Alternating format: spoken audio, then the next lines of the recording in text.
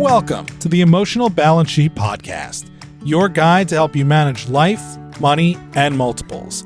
Each episode, host Paul Fenner, Tama Capital's president and founder, and the proud parent of 4 amazing children, including 1 set of triplets, will provide insights on successfully sustaining an active lifestyle, career, and family through comprehensive wealth management strategies, financial education, and lifestyle planning, specific to parents raising twins, triplets, and more.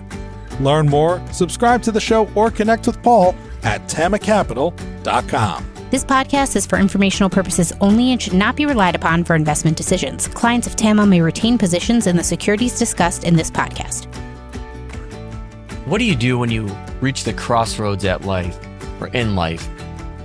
And when that intersection comes at the point of a tragedy? My conversation today with Damon Parker focuses on his personal story of tragedy, focusing on the process and finding joy in the transformation. Damon shares his story about how a friend committed suicide, which led to the foundation or the creation of the Jones Project. The Jones Project is a nonprofit where Damon is executive director and speaks to kids in high schools and middle school settings about mental health. Damon shares his own struggle with mental health and how he was able to overcome it and still has a main focus on it today.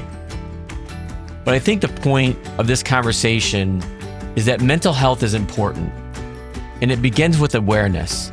Awareness as parents, as teacher, as friends, as kids.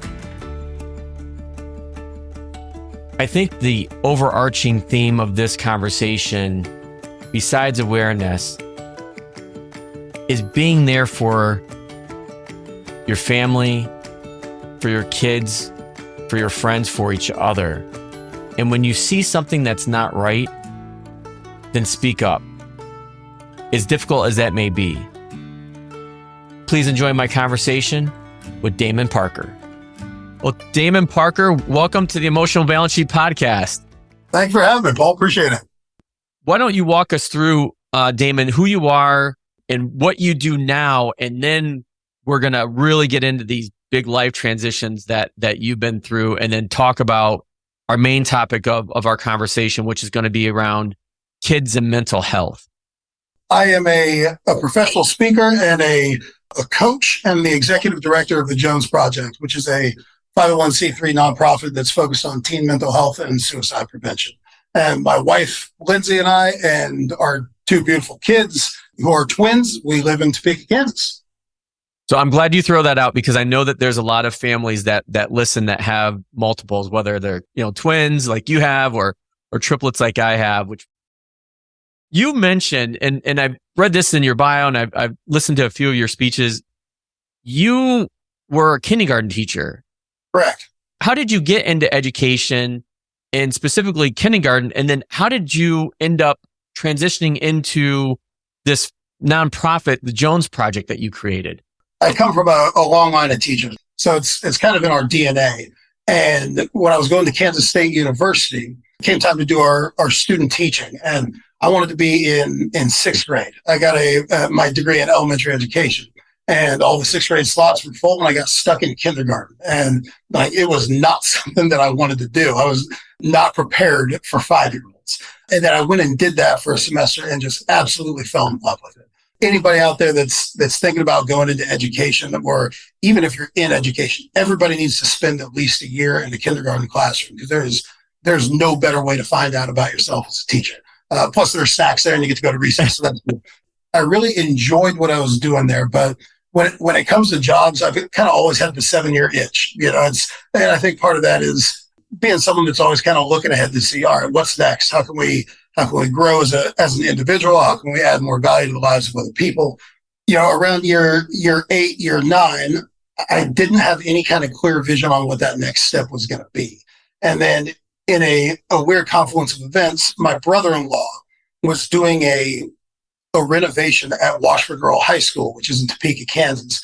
And he found out through word of mouth that they were looking for a wrestling coach. And I have a strong wrestling background, did it in college for a year before I promptly failed out and had to come back home. But yeah, I was a wrestler. And it was like, I'd been coaching a youth wrestling team at the time.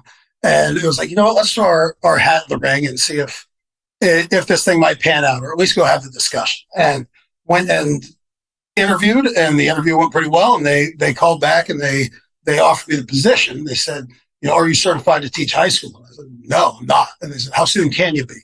And I was like, let me get back to you. Look and see that there is a praxis test that coming Saturday. This was a Monday when they called. And so looking at that praxis test, I have no idea how it works now because that was, 15 years ago. But if you passed this test and you had a college degree, essentially you could become certified. And so I looked at it, I called the athletic director back, and I was like, give me 6 days. And so took the rest of that week off from work and learned in six days what you would learn in a 4-year undergraduate degree in secondary education, and went and passed that test, and then moved on to Washington High School. So, I taught 1 year, I was teaching 5 and 6 year olds. And then 3 months later, I was teaching 17 and 18 year olds. What kind of adjustment was that, Damon? I mean, that's like, it's going from like 0 to triplets or twins pretty fast. Yeah, but it's really not that dissimilar. As long as you're decent with classroom management, and it doesn't matter. I think this is a huge tip for any aspiring teachers out there. It doesn't matter if you're teaching 5-year-olds or if you're teaching high schoolers or college kids or teaching your coworkers something. Treat them like human beings. Value their opinions, talk to them like they're actual people and not your subservient students, and everything goes pretty well. Now with the high school kids, they'll cuss a little bit more in class than a 5-year-old will, but they also get your jokes. So there's some benefit and drawback to both. But I loved it, and took over coaching that wrestling team and teaching high school PE. And then our wrestling team, we were not very good, at least at the beginning. Like my first year as coach there, we finished 31st out of 32 teams. And I tell people the only team that we beat that year to stay out of the cellar didn't qualify anybody for state that year. So we didn't actually beat a single team that had a human being on the roster. And then over the course of the next decade, we kind of slowly built this thing. And I just spent every waking hour, and a lot of hours that I shouldn't have been awake, just poured my soul into this thing right when we had twins. And of course, right at the great timing. And my wife and I, we struggled to have kids for a long time, go through IVF, and then all of a sudden, boom, we got twins. Yep. And that was a really difficult time in our life that first year, because my son, he was perfect health. My daughter, she didn't eat for the first year of her life. She just had a food aversion. And so we had to put this NG tube up her nose and feed her. And then she would regurgitate. We'd have to put this tube back in her nose. And we were basically awake for a year. And that was really, really difficult. But then, and also I was coaching the worst wrestling team in the state of Kansas at the time. And so it was like, man, we have made a terrible mistake. But then we started seeing some progress. And then I think around the 11-month mark, my daughter was just like, you know what, I'm going to eat now. And then she's totally fine. Has never had a problem since. She's in the gifted program. She's a wrestler herself, and is a state placer.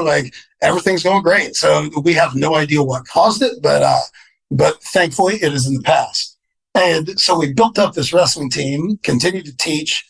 And then along the way, we created a girls only wrestling team, which just so happens to be the largest girls wrestling team on earth. And that's not hyperbole. It actually is. And in 2021, we became the first team in the history of the United States of America to win a large class boys and girls wrestling state championship in the same season. And so along with that kind of rags to riches and then all the positive press, 2019 was when we started that girls program. Oh, so right before COVID. Right. We started 2019. Day one, we had 62 girls in the mat room. How did you get that many girls interested in wrestling? Man, it's again, talking to them like they're human beings. And girls wrestling is the fastest growing sport in the world, regardless of age, regardless of season. Girls wrestling is just exploding across the country. And I saw that this was going to happen, because you looked at other states that had sanctioned before us and you saw the explosion of growth within participation numbers. And I was like, this is going to happen in Kansas too. let's get on the front end of it and hopefully build a big enough lead that by the time everybody else realizes, oh, this isn't a fad, we'll be so far ahead, it's going to take everybody years to catch up. And essentially that's what happened. We won that initial state championship, and then shortly thereafter, everything gets shut down for COVID. I think it was 2 weeks after we won that first state championship. Then fast forward a couple of years, and in 2021, we became the first team to win boys and girls state in the same year. And then I promptly quit. I stopped coaching the boys wrestling team, which raised a whole lot of eyebrows. And I continued coaching the girls team. And at the time I told everybody, I cited, if I remember correctly, health issues. Then shortly thereafter, a coworker of my wife named Josh Jones, who was a leader here in the Topeka community. He, worked at this company, Advisors Excel, just fantastically successful guy, universally loved, life of the party, healthy, happy family. He died by suicide on March 5th of 2021. And I had never met Josh. The first time that I was ever in the same room with him was at his funeral. But that was kind of my moment of clarity, that if I didn't change something in my life and make some significant life changes, then it was only a matter of time until I was probably going to end up in the same position.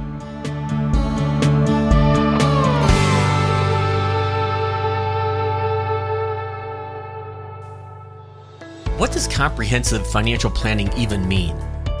At Tama Capital, it means a family office where lifestyle planning such as retirement, college, risk management, portfolio management, and tax prep and planning are all under one umbrella. But it goes beyond numbers. We focus just as much on the emotional side of financial planning as we do the financial side. This means taking you through a process of identifying your family purpose that is both financial and personal. We get you. We understand your challenges of building a family, business, or career, and a healthy life. We have a devotion to wealth planning for families like yours because we are you. Learn more at tamacapital.com. It was only a matter of time until I was probably going to end up in the same position. Because of that, I started going to seek the help that I needed, that I had resisted for so many years. Started to make some personal progress. And then I honestly don't remember exactly how it got started, but Cody Foster, who's the founder of that company, he and I started connecting. We started going out to some lunches. I kind of told him my story, and he was like, man, this story is too good to keep to yourself. I mean, we need to find a way to share this if you're comfortable with it. And so then there was an article that came out on May 16th of 2021 that kind of highlighted my story. And it came out on Mother's Day, which is just wonderful. Sorry, Mom. It then gained a lot of national traction, got picked up by a ton of newspapers around the country, got picked up by Yahoo Sports, and just kind of exploded. And then Cody and I got together, and it was like, you know what? We've got some momentum here. We could use this to do something that no one's ever done before. And Cody says, I'm thinking about starting this nonprofit, and I would like you to be the executive director. And I was like, you know what? Hold that thought. We're at a restaurant. Hold that thought for a minute. I got to go use the restroom. And I go to the restroom and I pull out my phone and I Google what is an executive director of a nonprofit. Because I knew that nonprofits existed, but I'd spent my entire life in education, knew nothing about them or how they operated, what an executive director was. And so after reading for a minute or so, come back and I'm like, I think this is something that we can do. And I was like, so what's your vision for this? And essentially, Cody wanted to utilize the skills that I have. I'm not very good at a whole lot of things, but I'm really good at 2 or 3 things. And a couple of those are connecting with kids and speaking on stage. For the previous 6, 7 years that I'd been teaching, I intentionally didn't coach anything in the spring so that I could do professional speaking during that time to kind of supplement the teaching salary, because I'm not sure if you're aware of this, Paul, but teachers don't get paid really well. Right. So, yeah. Unfortunately, right. that is not a very high paying profession. Yeah. Unfortunately. Yeah. Yeah. We took that leap of faith to again, I'm always trying to look at, how can we add value to the lives of these people? Whether it's, adding value as a kindergarten teacher, or adding value as a coach, or as a teacher, or as a speaker. And it's like, this is an opportunity for us to scale our reach. And so what I do now as the executive director of this nonprofit is I travel around the state of Kansas and I go to middle schools and high schools and basically give an hour-long keynote presentation, like the same thing that we would charge a whole lot of money for if we were doing it in the private sector, and we do it for free. And we're 100% donation based. And the reason is, like, with what we would charge as a professional speaker in that environment, schools couldn't afford us. And it's really difficult for schools with very limited budgets to bring in a speaker to spread whatever that message may be. And so, we just got to thinking everyone can afford free. And so that's what we do. And we started that this last June of 2022. And I kind of spent the summer doing content development, rehearsals, all that kind of stuff. And then hit the ground running in August. So we thought it would be a slow burn where we get, maybe 20, 25 engagements. We had over 80 engagements in 9 months, talked to over 30,000 kids. And it was just one of those things. It was like, once it got out there, and the crazy thing about it is we didn't do a single cold call. Like there's an article that came out in June that was talking about, or I'm sorry, July of 22, that was talking about what we were going to be doing. And an old wrestling contact who's now a principal at Council Grove High School, he called me and said, hey, we'd like to have it come out at the beginning of the year. And then administrators talk to each other. And so then all of a sudden we're, just traveling all over the state, and we're on the road 3, 4, sometimes 5 times a week, and just hitting as many kids as we possibly can. And we have no idea what it's going to look like 5 years from now, but right now there's really tangible evidence that we're making a huge impact. And man, I'm very glad that we took the leap that we did, because it would have been very easy to do what was comfortable for so many years. Like I was a damn good teacher, and I still have the opportunity to coach our girls wrestling program. And it would have been really easy to just continue to do what I did for the next 20 years, ride that into retirement and call it a day, get my little Apple pin to put on my lapel. But it was one of those things where we were kicking it back and forth.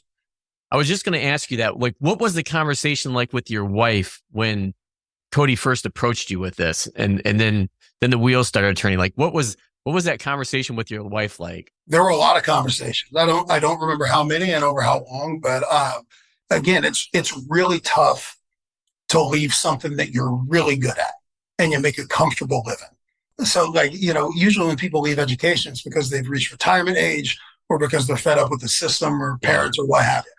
I was neither of those. I love the school that I worked in. I love the kids that I worked with, and I loved what I did. So that was a really tough decision. But ultimately it came down to, with the speaking stuff that I'd done for several years, it got to the point where from a financial perspective, it didn't really make sense for me to continue to teach, right? Because, with the potential to make a month's worth of salary in 60 minutes, it's like, why would we continue to do this? Well, it's because we're making a difference, and, we're having an impact on kids' lives, which is why we did it. And then Lindsay, eventually, I think the way she put it was, you've had 1 foot on the boat and 1 foot on the dock for a long time. It's time to make a decision one way or another.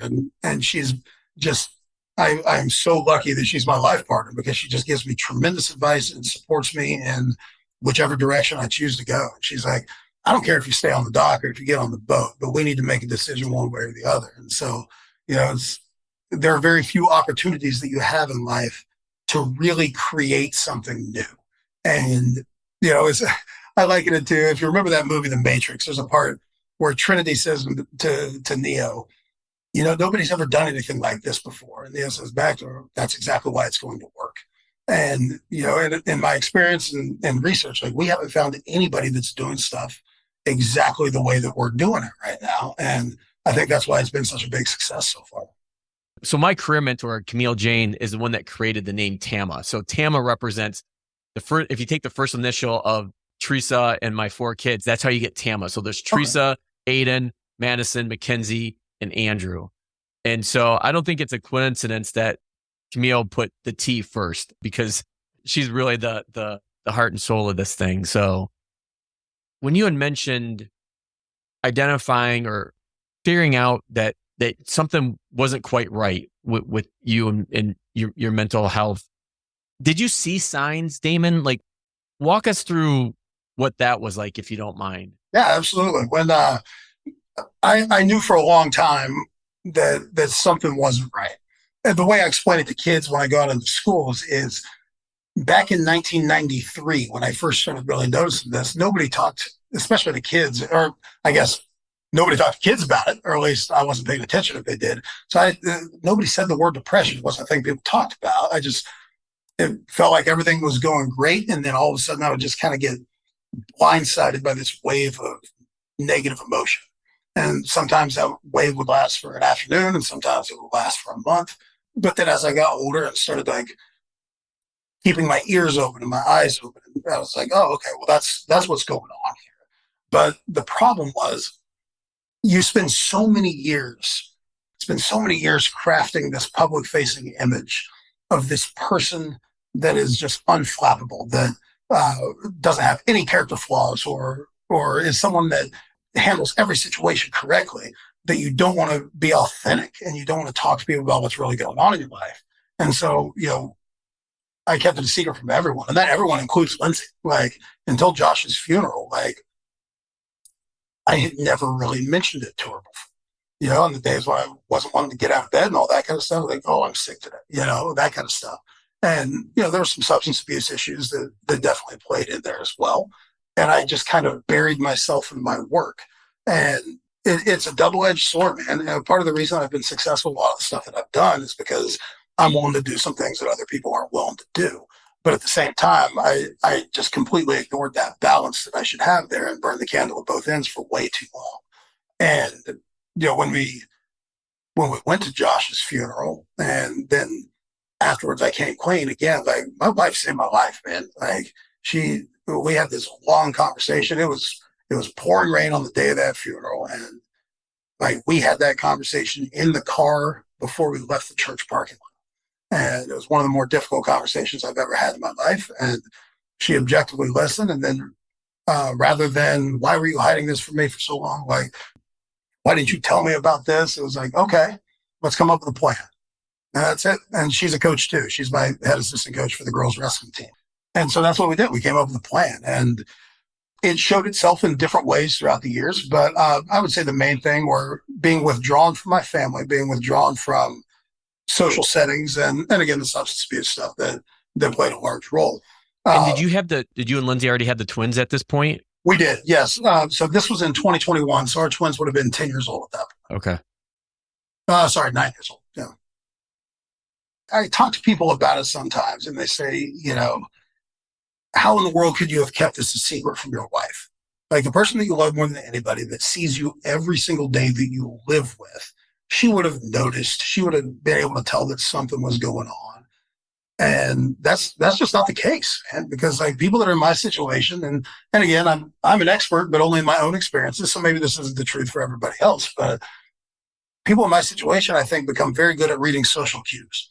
And we understand what other people want to hear. We understand what they don't want to hear, and we act accordingly so that we can keep our secrets. Somebody asks you, how are you doing? And you say, oh, I'm good, and you get really good at putting that smile on, then you know that you're not going to have that difficult conversation. And I got very, very good at keeping that secret, just like a lot of people in my position do. So that seems like that'd be a really, really heavy weight to carry. It was. Once I told Lindsay and I started going in and seeing a therapist, it was like I set down that big bag of bricks and BS that I've been carrying around for who knows how many years. And I just remember thinking to myself, it's like, who were you carrying that around for? Like, what was the point of that? Because especially like after that article comes out, and now it's like, I'm an open book, man. Like anybody asks me a question, it's like, it's already out there. Like, I'll tell you whatever. Now that all of my kids that I work with know that, like I've become an infinitely better coach because now my kids see me as a real human being, I think. Right. And someone that they can approach when they're dealing with certain things, and not someone that's like, oh, everything's great in his life, so we can't go talk to him about whatever. We need to find somebody else that's got some flaws. Like now that I have very public facing visible flaws, and I think that's made me more approachable. It's made me more empathetic as a coach. And it was one of the harder decisions I've ever had to make to come clean, not just come clean to my wife, talk about it, get help quietly, but to do it so publicly. That was a very difficult decision, but in retrospect, it was probably one of the best decisions I ever made.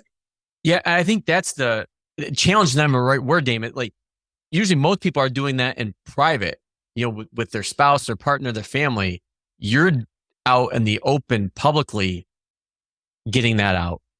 That had to be, infinitely more challenging to do that way. But on the same spectrum, I got to believe that, those kids of yours that you've had and influenced and touched on, touched their lives, like that's something they're never going to forget and carry that with them forever.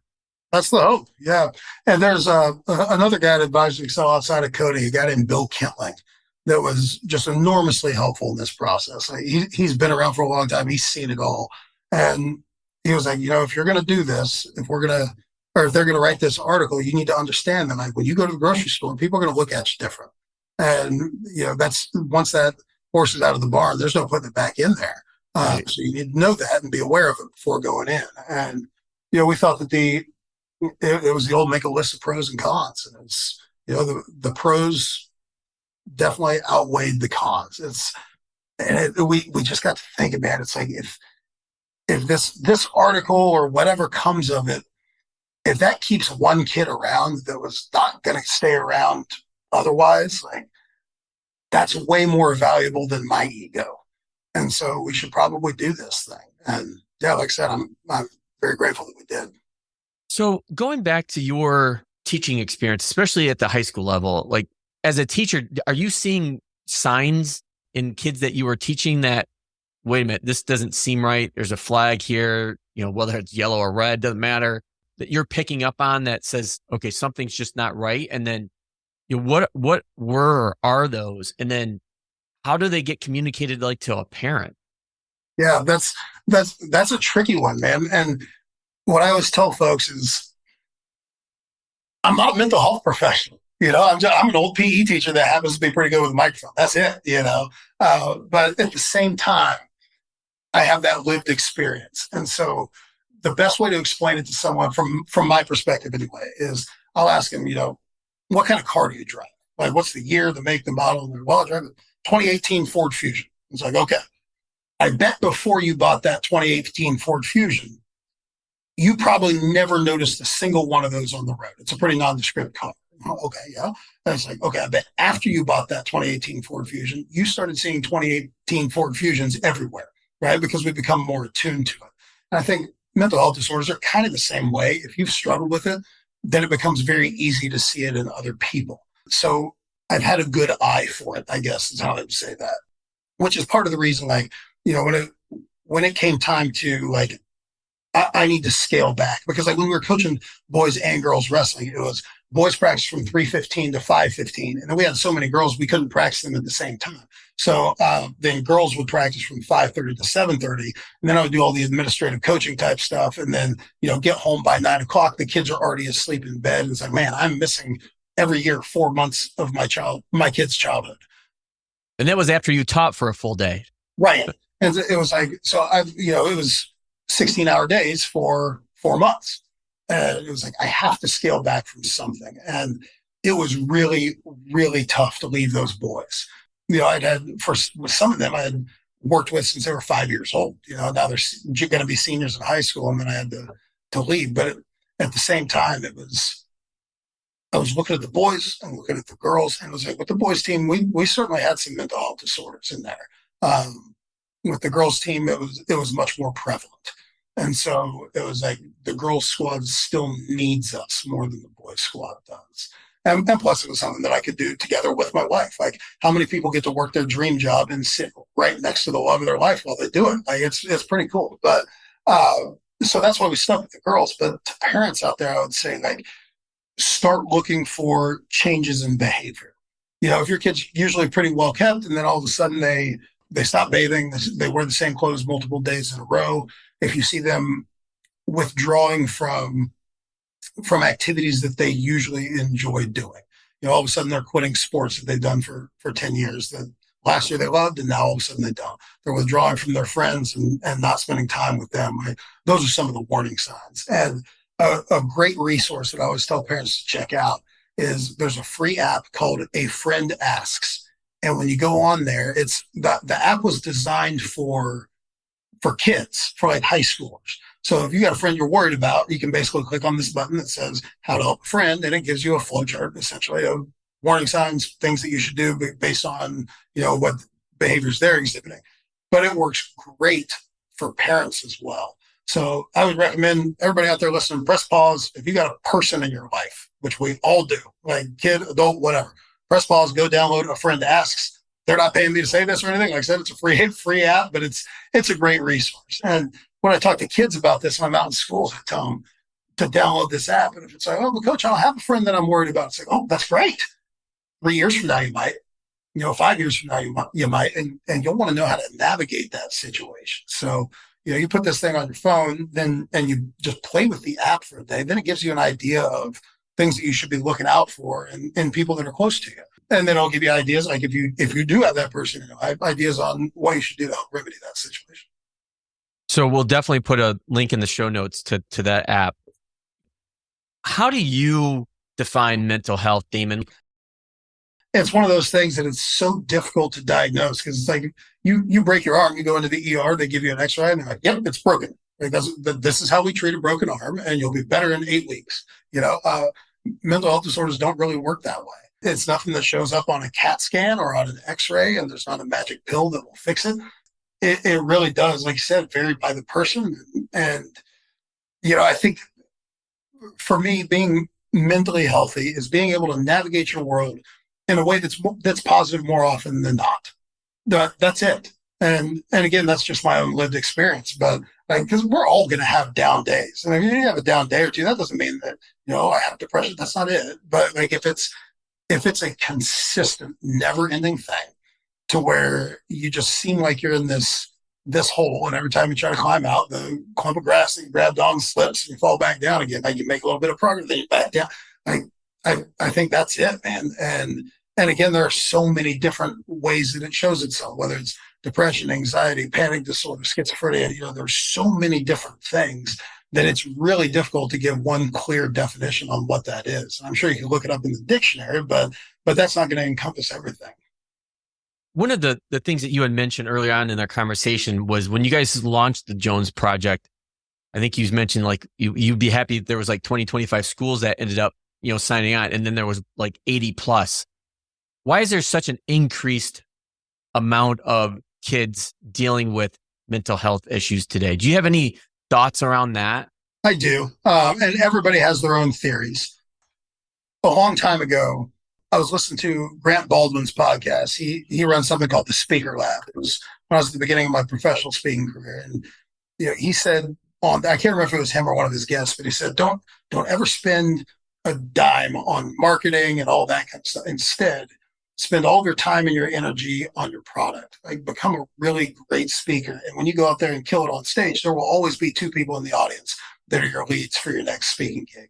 And I found that to be pretty true. And I think it's the same thing on this end. I really put my heart into putting out a product. It's not just going to be informative for kids, but it's going to inspire them to make necessary changes in their life if need be. And if not, show empathy for people who are going through something that they don't understand. And delivering that, like after my years of working with high school kids, like I know what hits with them and what doesn't. And so, if we can go give a great inspiring presentation that it not only like gets them ready to move on something, but at the same time hits in an area of need that far too many schools aren't addressing. I mean, that's a recipe for success. And we found that to be true.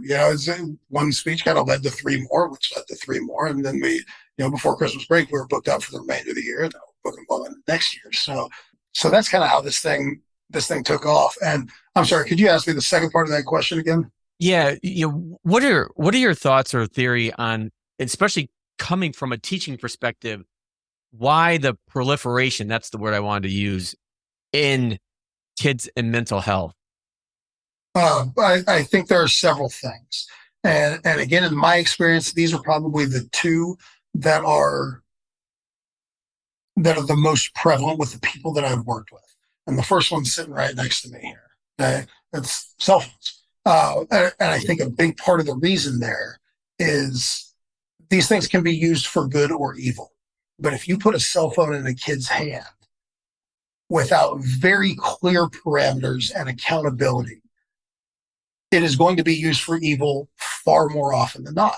And not intentionally. Like, kids aren't trying to be malicious with it, but just by having a TikTok or Instagram profile and just by scrolling there, like, all you are doing is subjecting yourself to legions of influencers who are trying to make you feel less than perfect every time you log on.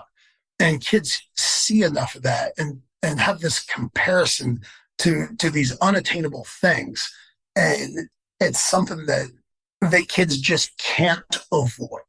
And then when you fold in on top of that cyberbullying and exclusionary things that happen with cell phones, I think that is a huge driving force in the mental health epidemic that we're going through right now. And I think, quite honestly, and like, I'm guilty of this too, but it's parents. I think parents play a huge role in this, because I am firmly convinced that the key to happiness in life is growth and progress.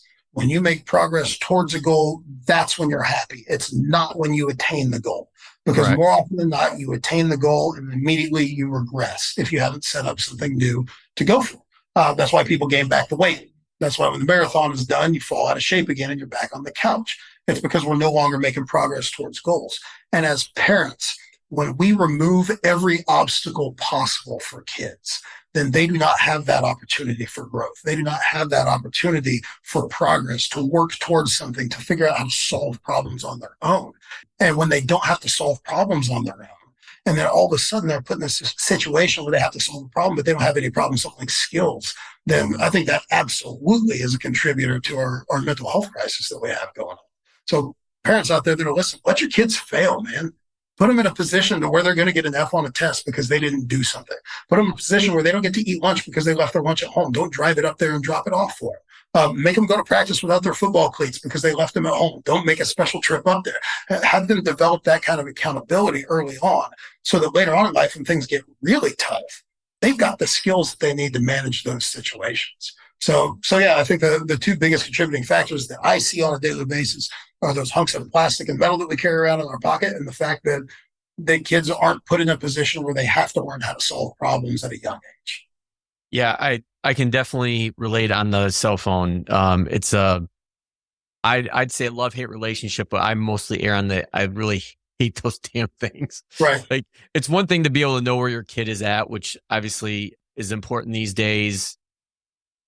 Every generation is going to be a little different, and obviously, this generation now, our kids, same thing. That makes it definitely more challenging, because especially when you have different philosophies between your wife or spouse or partner, that can create friction on how you want to parent one style, if you will, versus another.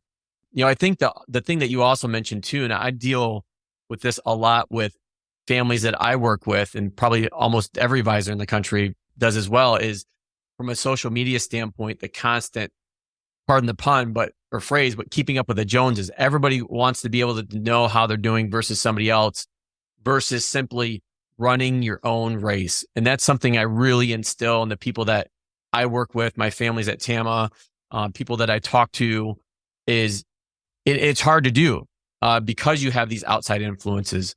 And the more that you can shut those down and limit that noise, the better off you are. Because going back to a point that I think is that you made, which is just incredible, is when we have a goal and we achieve that goal, it wasn't the goal that is the great thing. It was the journey and getting there. Sure. And I struggle with this, on my own, is defining what is enough. What is enough, whether personally, financially. And part of that is being on this journey of life and whatever transition you may be going through or on, and getting the most out of it. Yeah, man. When I look back at the happiest times that I've had in my life, it was, when there was real tangible progress that you could look at on a daily basis. The way I always liken it to people is, earlier on in my coaching career, I spent a lot of time chasing trophies. It was like, okay, well, we finished 31st out of 32 teams at state this year. What's next? The next year we finished 23rd. It's like, oh, okay, we're making progress. And then we just keep climbing this ladder. And then in 2020, we won the first state championship in school history, that inaugural year of girls wrestling. That was cool. But if you make it about about championships or achievements. Like, tell younger coaches, like, man, if you make it about championships, you will never, ever be happy, regardless of how many you win.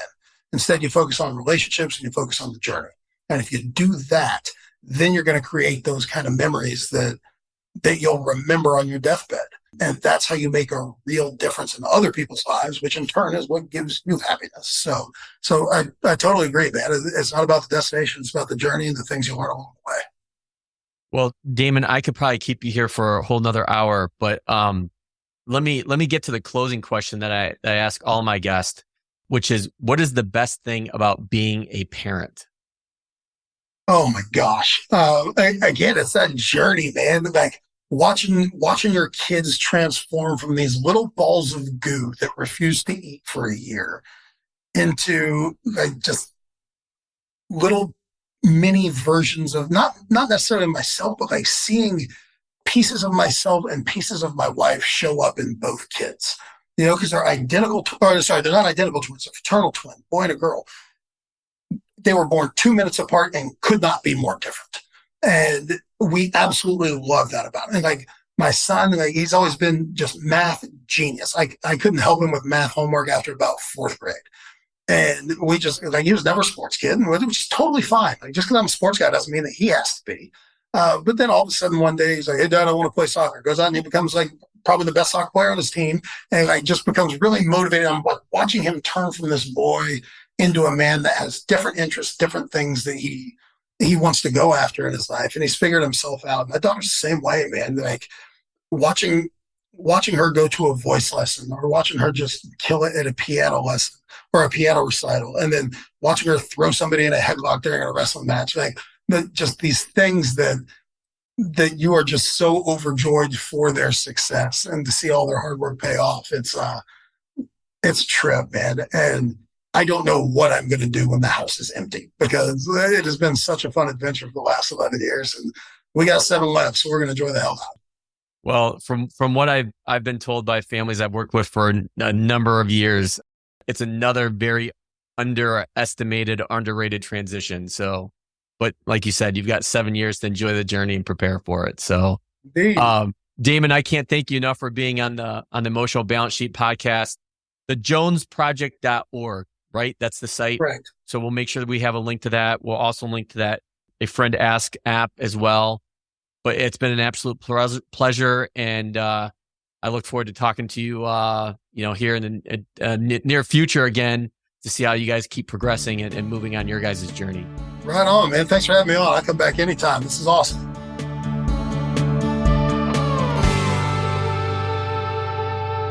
My big takeaway from my conversation with Damon is this: enjoy the journey, not necessarily the end result. It's something I talk a lot about with my families at TAMA. I think that we have this overarching drive to create objectives and plan our future, which is great. We need to do that. But we also need to enjoy the middle, the journey. And I think as parents, that's really critical, because we can overlook these great years that we spend with them, although they can be extremely hard. And that's what Damon points out as well. That, if you're looking to create those kinds of memories that you'll remember on your deathbed, that's what's going to make a real difference in somebody's life. Not necessarily winning the state championship like one of his girls' wrestling teams did. So that's my big takeaway. Focus on the journey, not just the outcomes. Do you know anyone else that would enjoy a conversation like this? Because if you do, could you do me a huge favor? It's actually going to help both of us. Could you share this conversation with someone? They will think you're great because you've just given them this terrific conversation to listen to, and it helps me grow my audience. Or you could tell them to go to tamacapital.com. Thank you so much. Thank you for listening to this episode of the Emotional Balance Sheet Podcast. Please visit tamacapital.com to subscribe to this podcast or to connect with certified financial planner and registered investment advisor Paul Fenner of Tama Capital. And please join us again next time on the Emotional Balance Sheet Podcast.